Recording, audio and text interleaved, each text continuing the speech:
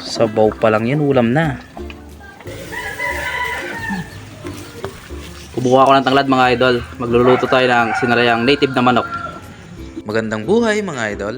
Para sa pang-apat na episode ng ating vlog dito sa bundok mga idol, ay magluluto tayo ng sinalayang native na manok. Simple lang ang recipe na ito mga idol. Papakuluan lang natin sa dahon ng tanglad ang ating karne ng native na manok. After ko nga ma-prepare yung mga aromatics na ating gagamitin mga idol, ay agad na ako dyan nag-isa. Igisa lang natin yung ating bawang, luya at sibuyas. Pagkatapos natin mag-isa yung ating mga aromatics ay ilalagay natin dyan yung ating karne ng native na manok at gisa-gisahin lang natin yan mga idol para mawala yung kanyang lansa. At naglagay na rin ako ng asin dyan mga idol, magsisilbi nating pampalasa. At sabay ko na nilagay yung ating main ingredient dyan mga idol, yung ating tanglad.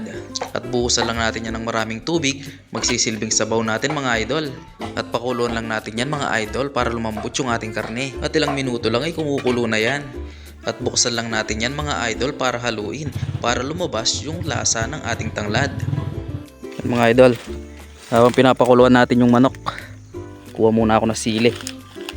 Masarap yung sabaw mamaya kapag manghang. Kaya dito lang yung mga sili idol, sa tabi ng bahay. Yan mga idol, solid mamaya to sa sabaw. Sabaw pa lang yan, ulam na.